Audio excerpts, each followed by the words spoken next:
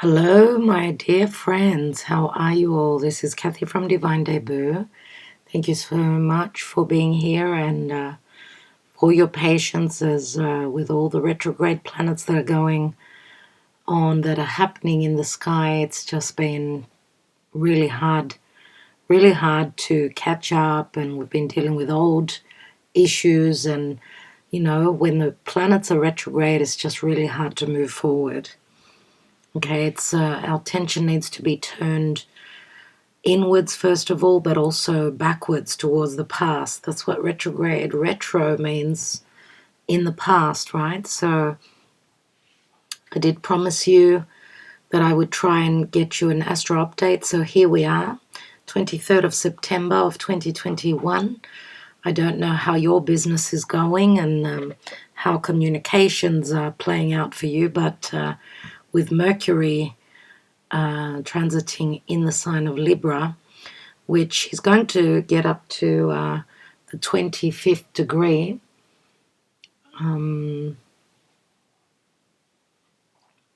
25th degree, so as he was at the 10th degree, so a couple of weeks ago, he entered his shadow phase 10 days ago. Well, Mercury is very fast, but he slows down as he enters his shadow phase. And he's going to get to the 25th degree where he's going to retrograde. Now, 25th or 26th, what am I saying, 26th or 27th? Let's look at that. So this chart is Greek time. So we're in the Northern Hemisphere. Those of you that are in the Southern Hemisphere, obviously, you're something like 7 hours ahead of us. 7 or 9, I don't remember exactly, but nevertheless, 26, let's go. This is the 26th in Greek time. Let's go to hours and see how Mercury will turn retrograde. There we go. Okay, so it's Greek time. It will be on the 27th that Mercury will retrograde. So, as you can see here, I suppose you can always Google it for UTC time, what time Mercury will retrograde, but it's happening for us at in the morning on the 27th. So since it's so morning, yes, it's probably around midnight in the Southern Hemisphere. Well, in the US, roughly you are, we're a little bit ahead of you. So obviously it's the 26th. Now, Mercury retrogrades, okay, in a few days, and with Mercury retrograde, everything can break down. Communication can be crazy. The internet also is affected by Mercury because Mercury is anything to do with gadgets, computers, anything. Think of the office in a home. Any of the electronic gadgets are ruled by Mercury, and Mercury retrograding can stop communications, give us lots of difficulties. We're not able to move forward. We have to be stopped and dealing with things of the past. Now, Mercury in Libra does speak to justice, balance, harmony, relationships, fairness. Libra is Cardinal air, and I just wanted to mention a big happy birthday to those of you that are Libra Sun people. Happy birthday. It's your solar return. So Libra being ruled by Venus, and Venus right now is transiting through the sign of Scorpio. But let's go back to the current transits now. Okay, so Mercury in a couple of days, 3-4 days, will be retrograde, and we'll be dealing with havoc because Mercury is also in opposition to Eris, and you could see this T-square, Pluto in Capricorn. So Pluto in Capricorn and Eris in Aries. Now we know Aries, Capricorn and Libra, they are cardinal signs, and we've just had the equinox, which means there's a change of season. The equinox is where we have half day, half night, so equal daylight and nighttime. So there's a major shift of the energies. The equinox is very powerful. Now, of course, cardinal signs are when the sun, cardinal air, which is Libra, is when the sun ingresses into Libra. So as you can see, here is the sun conjunct with Mars. Now, all the cardinal signs are the change of season, right? The sun has ingressed into Libra now. Therefore, it's the beginning of a fall and autumn in the northern hemisphere. In the southern, it is the beginning of a spring. So happy springtime to all of you, those people that are in the southern hemisphere. I'd like to send out my wishes to those of you that are in Australia. I know how difficult it's been with your lockdowns. I've got people there. That's where I grew up. So you also had an earthquake in Melbourne. The earth is being shattered. Uranus transiting Taurus. Hello, Agape. Agape just jumped up on the table, so you can hear funny noises. Uranus in Taurus does speak to sudden revelations, changes, where there's been no change, because Taurus is fixed earth. And Uranus in Taurus, Taurus can also speak to our values, our money, anything that is Venusian. Very materialistic is Taurus. Taurus needs stability, security. They need to know that all is well financially. They need to know that they can be nurtured and provided for, or providing for others. That's what Taurus is. And Uranus in Taurus does speak to a lot of stress. Uranus does speak to sudden changes, tower moments where there's been no change. Agape, can you jump down?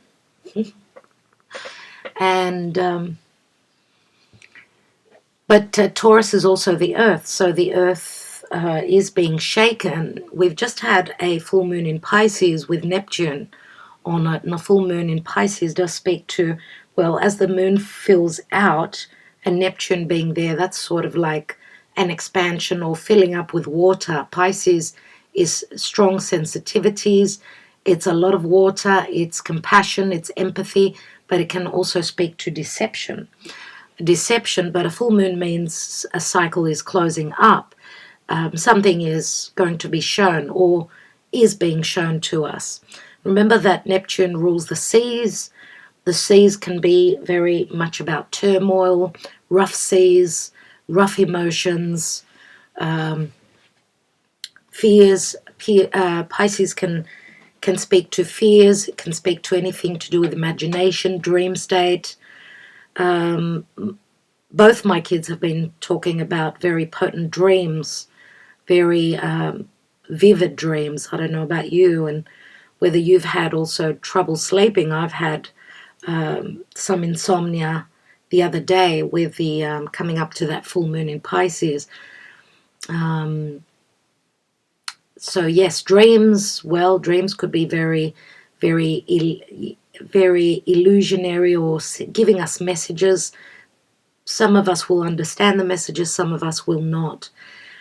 Nevertheless, we also have, as I'm doing this reading, the moon has ingressed into Taurus.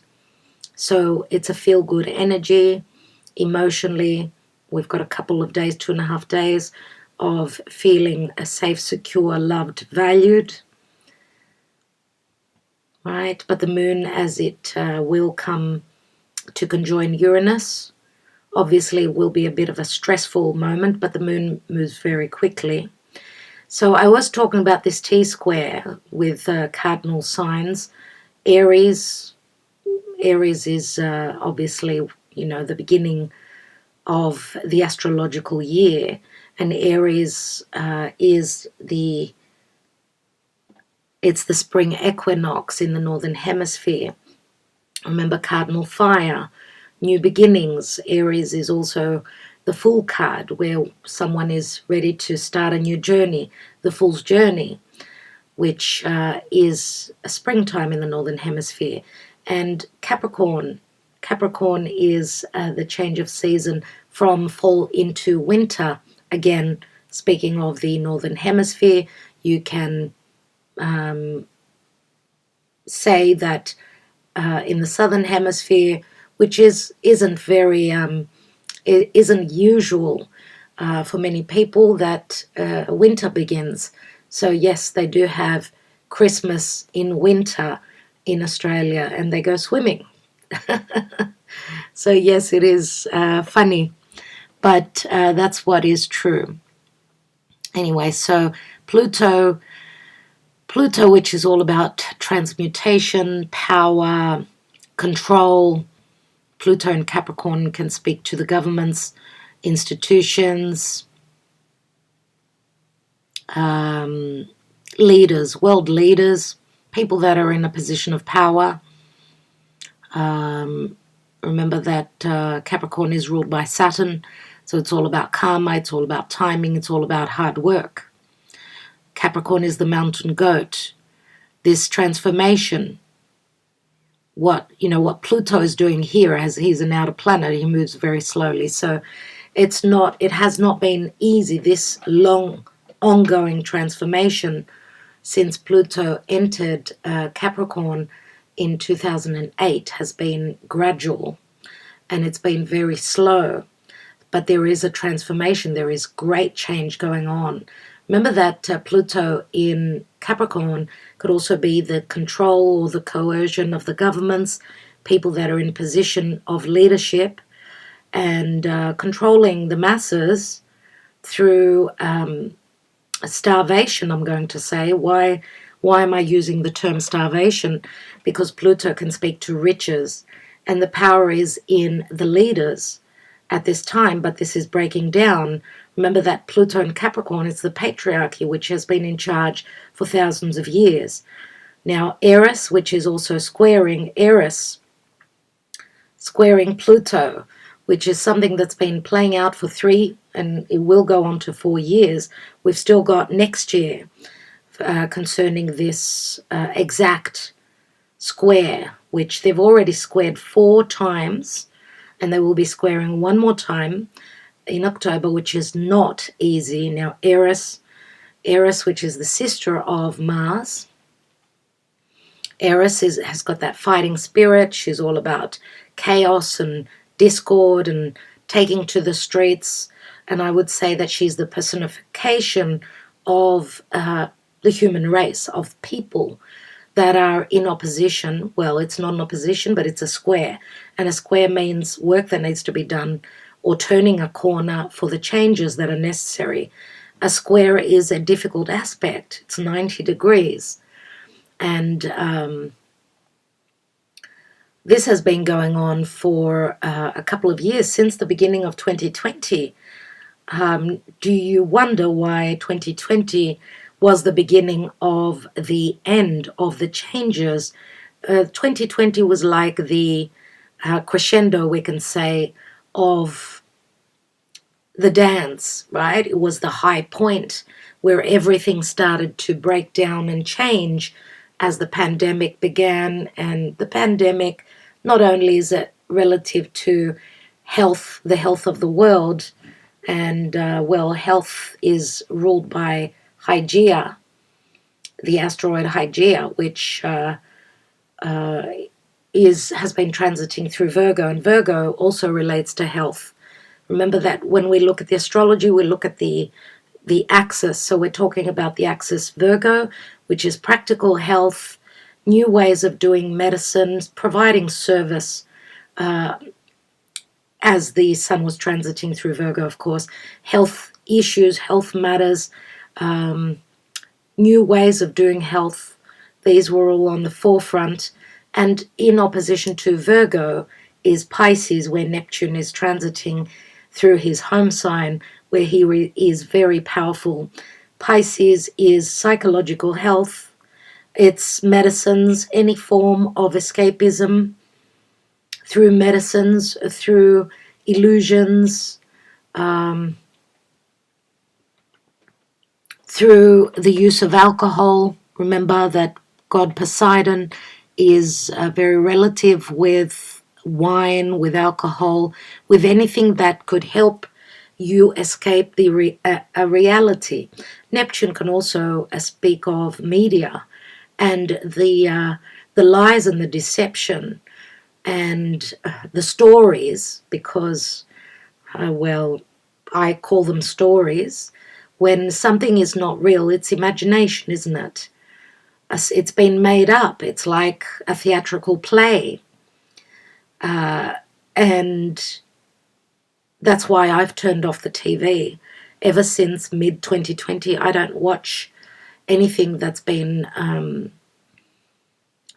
planned, or, you know, what is the story? The story and the narrative that's been planned, and what's the theatrical play that's been served to humanity, because there is a lot of acting out there. There is a lot going on.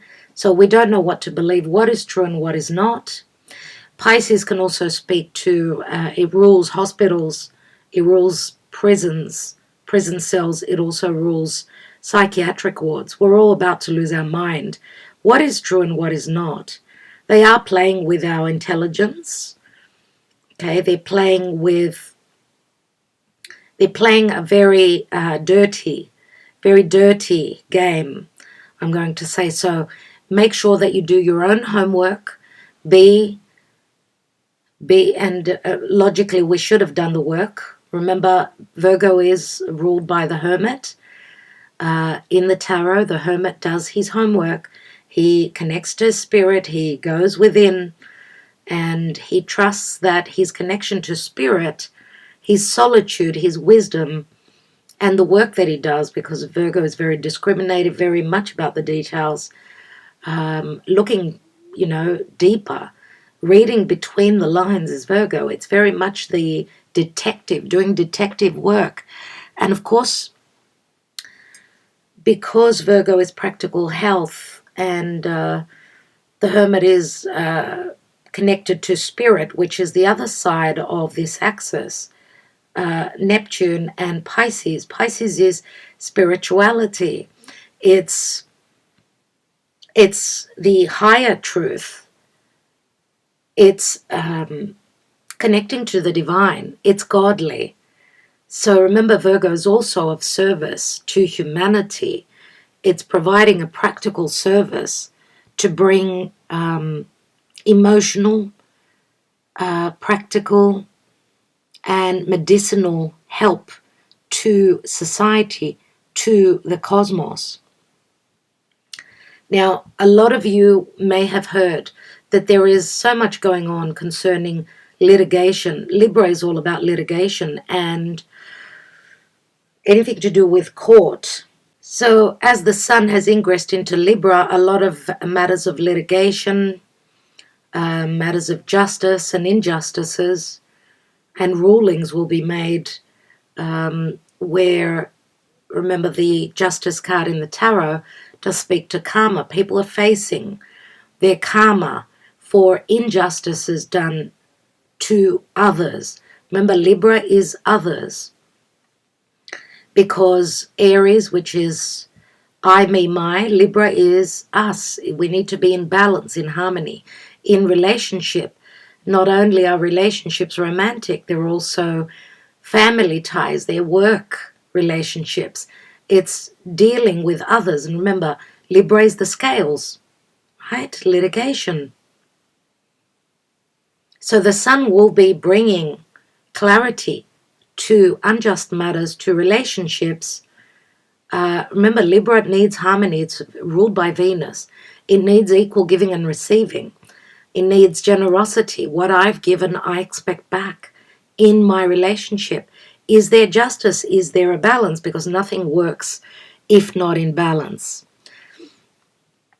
And we know relationships are on the fore, very importantly, with Libra, with the sun moving through Libra. Now, Mars is also here, conjoining with the sun. And Mars is in fall here because, well, it naturally rules Eris, so here it's not in a good position. It's not strong here, but it is in the house of Venus. So Venus is actually in the house of Mars. Remember, Mars also rules Scorpio. So this is a flip-flop of the energies, where they've swapped houses. So he's sort of taking on the form of Venus. He needs to be very light on his feet. He needs to be more Venusian than brutal, because Mars can be brutal. Mars could be cutting, right? And Venus takes on the form of steers towards the Martian energy. Venus in Scorpio wants to go deep. She wants to penetrate.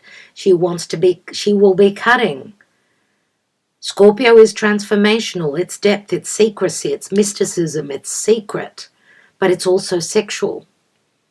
So there's depth. There needs to be depth, or there will be a death happening with what Venus is doing here. She needs that deep connection. So any matters of love or money coming through from a partner, Scorpio and Taurus, they're money houses. Taurus is more the money that you own, what makes you feel secure, and Scorpio is the money coming through from others, from a partner, right? It's being intimate, physically, and where our values are concerned. Now, sharing, being intimate with another person is a big deal. Venus in Scorpio is more erotic. She wants that deep connection. She wants to share her bed with her partner. She wants to share her deepest, darkest thoughts. She brings those skeletons out of the closet. She wants to air those with a certain connection. So if that cannot happen, then a transformation of death will take place. And, speaking of Mars and the Sun conjoining, this is very interesting because Mars is sort of doing a big, Mars is going through a big ending where he's ending a 2-year cycle, and he's beginning a new 2-year cycle. So, at this time, he's invisible. You cannot see him up in the sky because he's behind the sun. But the sun, we know, moves very fast. It moves a degree a day. So they're conjoined already, but the sun is coming closer. So this could be quite... they're both fire. The sun and Mars do speak to fire. This could be take care, because this could speak to burns. This could also speak to healing connections, relationships, striving for that. And I would say also that because Mars is very powerful, and when the sun comes up to any planet, because the fire of the sun is way stronger, right? It sort of burns, it sort of weakens. But because Mars is all about fire, it's all about anything that is sharp. It could speak to anything that could be cutting. What is the sun? The sun can speak to ego. The sun can speak to clarity, could speak to a form of healing, any matters to do with the heart. The sun is our spirit, okay? And remember that the sun rules Leo, which Leo is generous. It's the heart of the matter. The sun can speak to a childlike energy, innocence. It can speak to generosity of spirit. And the sun also speaks to leadership, taking lead. Now we've got the warrior, Mars, here, the soldier. We've got the soldier, the soldier is connecting with the energy of the sun, which gives us that fighting spirit. Okay, it can be a little bit like the pressure and the heat is rising here. And I also wanted to say that because as you can see here, we've got Hygeia, which does speak to health, matters of health. The sun is in between Mars and Hygeia, and the sun does speak to healing. So the Mars is, we're striving towards a certain healing, a certain form of justice, or finding our harmony. This is our energy. And for some of us, we may feel a little bit weakened because Mars is not strong here. For Libra, this is very positive because it gives Libra that fighting spirit and more energy to work with people that are in opposition. Now, you can even say that Chiron being in opposition here in Aries, this is the open wound. This is us doing the work to find a solution to an open wound that we're carrying, something that needs healing, whether it's psychological, physical, mental, practical, and relational healing. So there is there is a possibility to find a solution. This is the key, right? And the sun is going to come to oppose Chiron here. Now remember that the sun is in the middle point, right in between Hygeia and Mars, which Mars is, yes, the energy to move forward, to do the work, to take that risk. Mars could also be frustrated in Libra, but I feel that even though the sun can sort of burn, still the sun will bring clarity. Remember, the sun is vitamin D. It brings the, with much vitamin D, we have more vitality, more strength, and the sun will bring us the clarity on what we need to do to move forward concerning matters of justice, balance, harmony, and yeah, as I said, this is a new cycle. So because Mars is starting a brand new cycle, if you look back at 2020, remember the second half of 2020 was when Mars was retrograding in the sign of Eris, so its home sign. Remember, from mid-year until end of year, Mars was retrograding, was in the sign of Eris for a very long time. A very long time. Now Mars is in opposition, which of course it's not in its strong position, but I do feel that whatever that retrograde was about, now with Mars in the opposing position and in Libra, and matters of Venus, which Venus rules Libra, therefore matters of Venus, the energy is poured into this so that there can be a sense of healing in what was going on mid-2020, what was going on in your life and what was going on from mid-2020 until the end of the year, what was going on in your life and what was going on in the cosmos. Obviously, there was a lot going on concerning the pandemic, health matters on a very, very large level. Remember also that we were coming up to the elections of November 3rd in the US. And that was the day when Mercury turned direct after being retrograde. And now with Mercury ready to turn retrograde, again, something is pointing back to that time for me. Now, in Greece, we had a lockdown from November 3rd, which lasted for months. So I don't know if we'll be revisiting. I've had some information come to me, something about a mini lockdown in our city here in Thessaloniki. what's going on with the lockdowns in your country. I've also heard of some news concerning the elections and Arizona, so we may have some information coming through. We could be revisiting the end of, the end of 2020, roughly, as I said, the second half of 2020, but more importantly, I would say roughly around November of 2020 when the harsh lockdowns began. So with Mercury in the sign of Libra, remember Mercury is all about communication. Mercury goes deep. He could be a trickster. He can trick us with information, but he can also dive deep and bring us truths.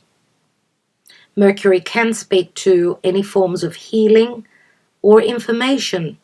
Remember that he does rule Virgo and he rules Gemini. And remember that the North Node in Gemini, let's look at the North Node. Here we are at 3 degrees of Gemini, and the nodes go backwards. So we are coming to the end of the axis Gemini Sagittarius. Mutable signs have been affected since mid-year of last year of 2020. There it is again, mid-2020. We're coming to a cycle that is ending, which the nodes will shift from Gemini North Node, South Node, Sagittarius, into Taurus, North Node, and Scorpio, South Node at the end of the year, where this again will be a major shift because the nodes are moving from mutable energies into fixed energies. So again, there's that fixed word again, as the fixed signs have been going through many changes with Saturn and Uranus squaring the whole of 2021. Uranus in Taurus, fixed earth, and Saturn in Aquarius, fixed air. And as I've been mentioning to all of you, Mars is he's been triggering this square of Uranus. Uranus means the new, it means humanity, it means the future, versus the old, coercion, Saturn, limiting, restricting, Saturn in Aquarius, limiting freedoms, limiting the people. Okay, so this square has been ongoing, which will square again. Uranus and Saturn will square one more time, exact.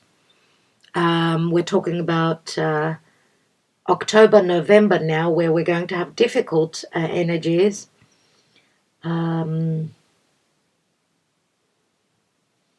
Yes, we are talking about November, everyone.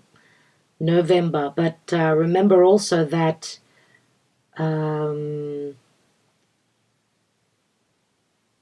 we also had, back in July, we had difficult times as Mars was in opposition to Saturn. So Mars was transiting through Leo and was in opposition to Saturn. And obviously, since he was in opposition to Saturn, Mars was also squaring Uranus. So the fixed signs haven't had it easy. Now Venus is at 14, right in opposition to Uranus. This could speak to opposing forces concerning love matters, a lack of movement or change in money matters, love matters, anything that is of value that needs changing.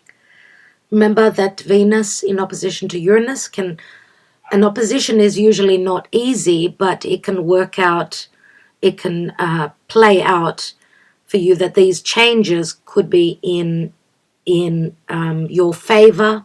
For others of you, this could be a tower moment that's shocking or surprising, or a sense of freeing. Remember, where you've been stuck in a connection that was maybe narcissistic or difficult, or Uranus speaks to freedom, and Venus in the house of death a death and a transformation. Now, Scorpio can also speak to inheritance, loans from the banks, anything like that, which is money coming through from external sources. This could also be something that we loved that is leaving us suddenly, unexpectedly. These could be people as well, as we know that there is a great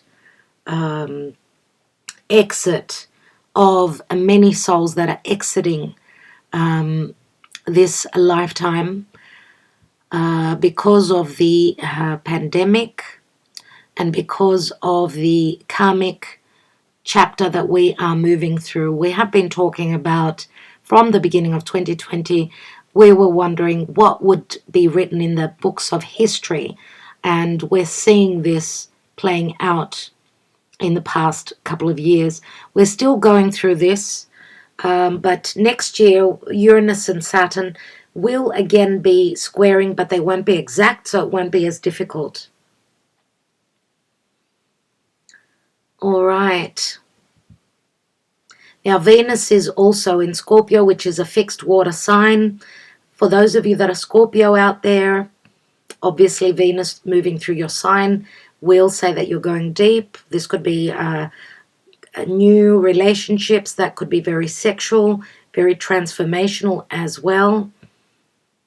But Venus, of course, is challenged by Uranus, and she also squared over to Saturn not long ago. So she's had to face difficult connections. Remember that Venus squaring over to Saturn. Saturn is that closed door. It's something that we want, that we've been working towards and hoping to receive the rewards. I would say it's not time yet, as Venus will come to, when she enters Sagittarius, which will be not so long in the future. She will enter Sagittarius, where she'll be more expansive and more about giving gifts. Remember, Sagittarius is ruled by Jupiter. So we need to hold on to the faith.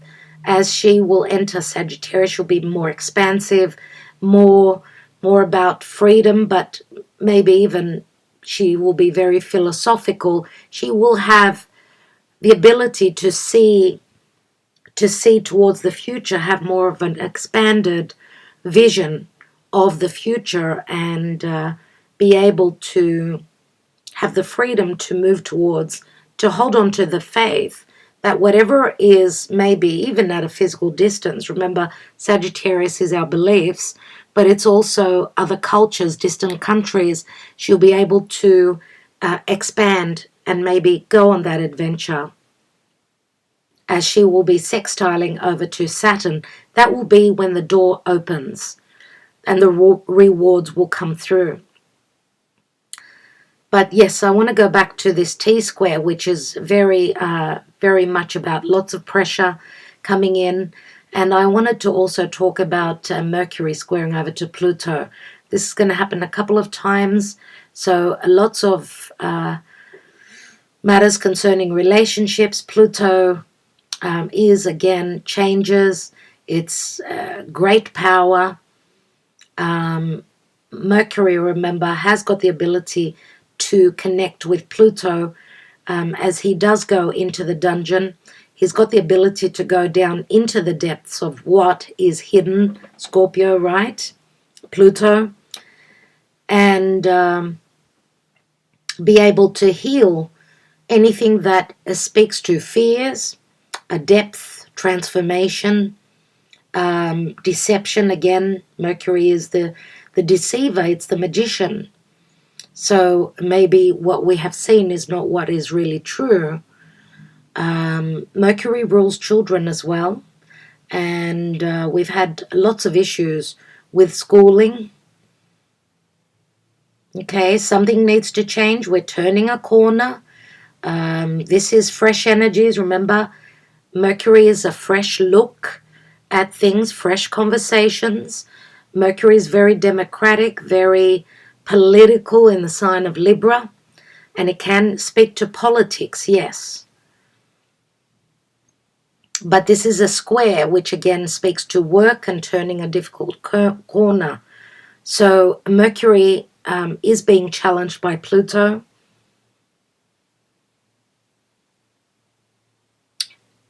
Not fearing going into depth and seeing what is down there.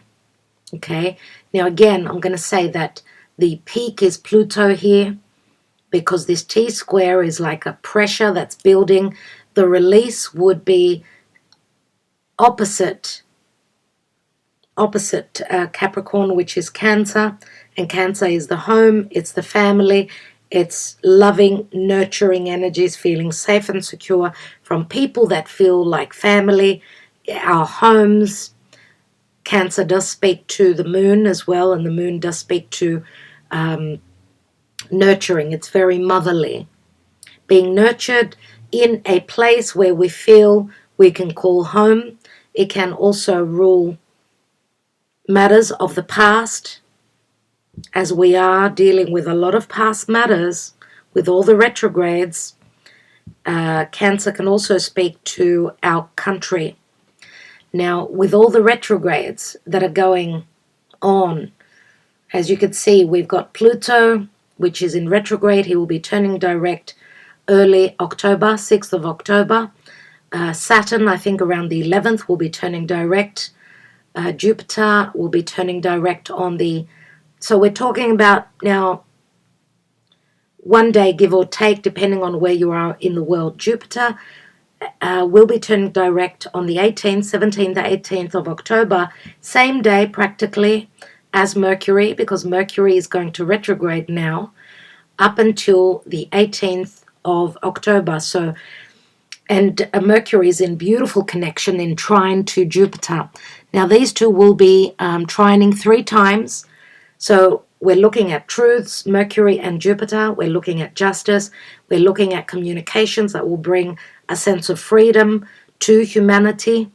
Jupiter is optimism in Aquarius.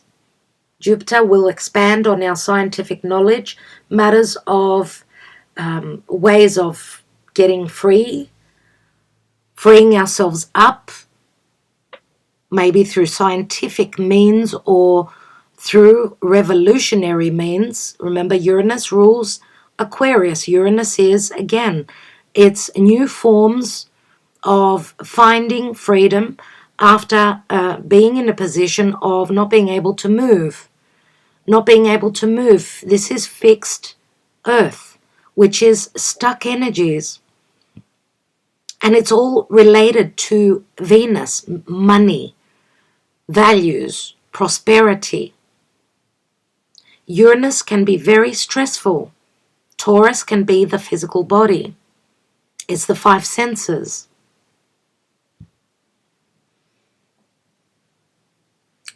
So Jupiter and Mercury trining 3 times. So we had them trine on the 20th of September. Next trine will be on the 3rd of October, if I'm not mistaken. And then on Halloween, everyone, where they will both be direct. Jupiter and Mercury will be direct. And of course, they will be moving forward. So new ways of doing medicine. Again, Mercury, that we're going to have the magician, the ability of the magician to bring a sense of expansion, healing, justice, harmony to the people. Remember that this is a lesson that we're going through. We've got 3 chances to make it right. Mercury's the student. He's learning. Jupiter is the teacher. He's optimistic. He's expansive. He gives. But he gives through acts of justice, fairness, and that wider vision. Remember that wider vision, the eagle, that 2020 vision. That's what Jupiter is in Aquarius. Aquarius is the human race. And we are moving into the age of Aquarius. And this is very significant as the retrograde outer planets, and even Uranus is retrograde, and so is Neptune. Humanity is ascending, everyone. Neptune will be turning direct 1st of December and Uranus in the year 2022. So Uranus is usually the last planet to retrograde, but he usually moves direct towards the beginning of the year. So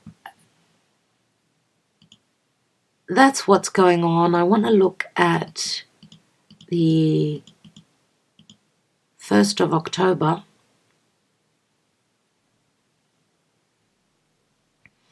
Which what we're seeing here is the sun coming up to Mars still, but the sun is in opposition to Chiron, and Chiron is that open wound.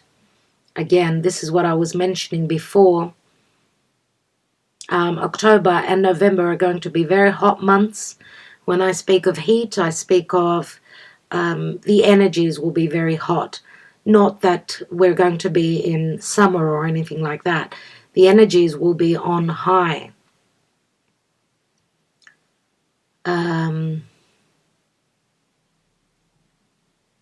Venus is also coming up to sextile Pluto, everyone.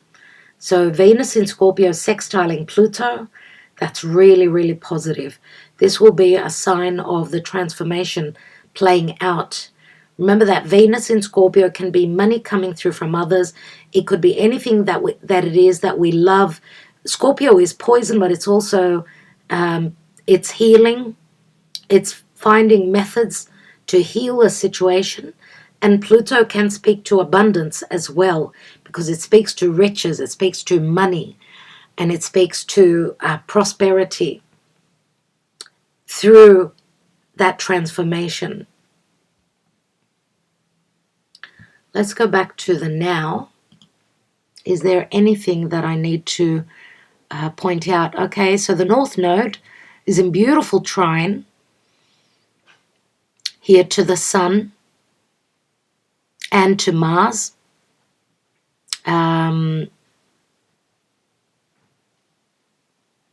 Beautiful trines, which are very helpful energies. So anything that is fated, the Sun will show us here. Anything that is about taking action concerning our balance, our harmony, and matters of justice here. Now, Juno is in opposition also to Black Moon Lilith, so this is opposing forces again concerning fears or a shadow side and our commitments. Opposing forces concerning our commitments, our connections, how we nurture and provide to the people that we are committed to our relationships. So yes, Mercury and his retrograde here, the positive is that he's trining over to Jupiter, but he's also squaring over to Pluto. And of course this T-square with Eris speaks to, my God, chaos. And we've seen a lot of that. We've seen so many people taking to the streets in Melbourne, all the tradies against the government, against, the opposing opinions and the mandatory coercion that's been going on in the world. And what we also see here is that Pluto is in beautiful trine to Hygeia. This is a very positive sign, indeed, because it's saying, obviously, that there could be a new form of understanding and concerning health matters of health. This could be because Virgo is all about service. This could be very positive news coming through the darkness of Saturn. Maybe remember what I said, that Capricorn it's Saturn ruled, but it's also hard work. It's climbing that mountain, having the strength in the knees to do the work, to deal with matters, conservative matters, old matters, which need to be looked at through that scope of Virgo, which is a very, very strong, scope. Remember, Virgo has also got that logical mind, the left brain. new ways of doing health. That's what I see this as, which is amazing. And everyone with Neptune here, Neptune, which is a lot of difficult energies because of a lack of understanding or wearing those rose-colored glasses. Remember, we've just had a full moon very close to Neptune. So that full moon, the full moon energies are as we're coming up to the next new moon, which will be in Libra. So those of you that are Libra suns, on the 6th of October, we're going to have a new moon in your sign. So a new moon in the sign of Libra, new beginnings concerning balance, harmony, and relationships and positivity. And of course, the new moon will be happening at the 13th degree roughly. So again, I will be back to talk about what's going on, how that new moon will be playing out. And we've got a couple of inconjunctions here, which is adjustments that need to be made. As you can see, Eris is in a difficult aspect, a karmic aspect to Hygeia and the Sun, which Hygeia, again, matters of health, practical matters of health, anything to do with medicines, okay, needs tweaking. There's a karmic situation going on. You know, Eris, she will take action and she will speak where there's been injustices.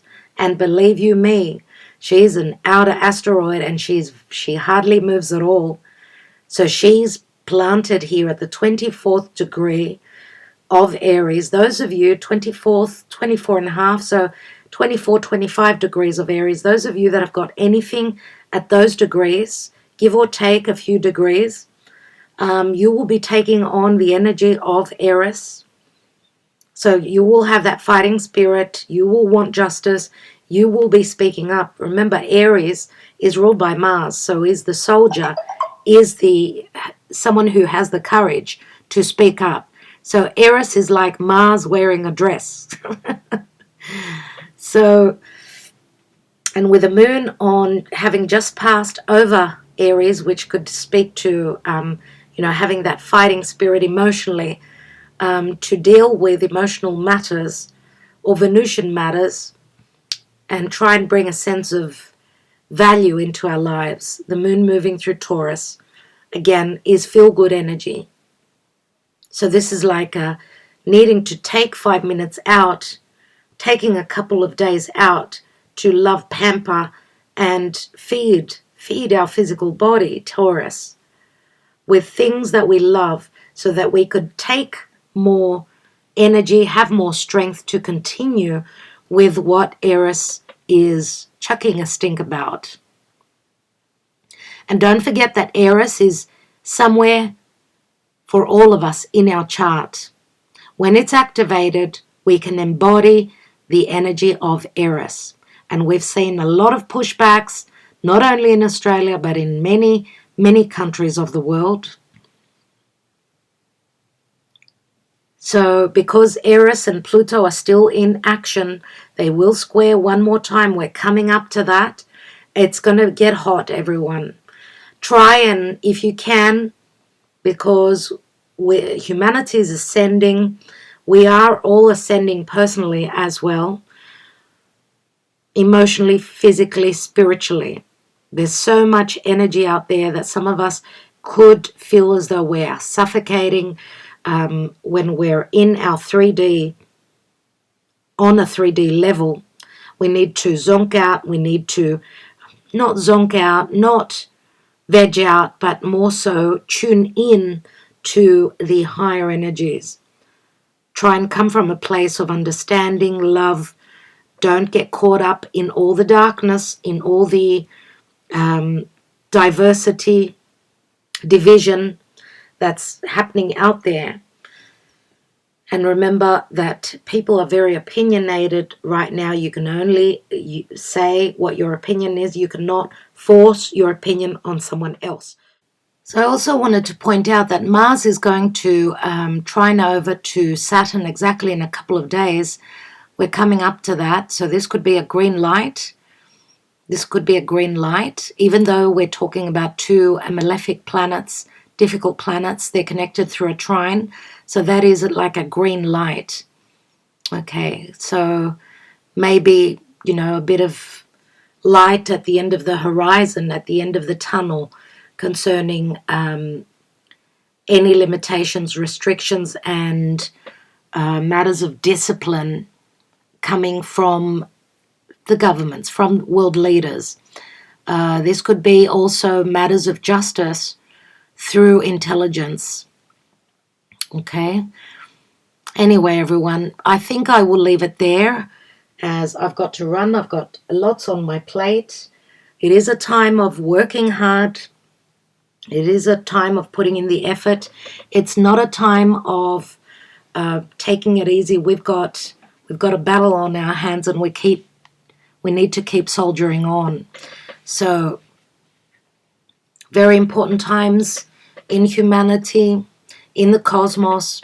Stay strong, stay aligned, stay on a high level, and don't get dragged through the mud, through the darkness. Okay, rise above and know that all will be well. So I will leave you with that. I want to thank you all so much for being here. Thank you for commenting. Thank you for spending your precious time with me. Wishing you all the best. I'll be back as soon as I possibly can. Thank you.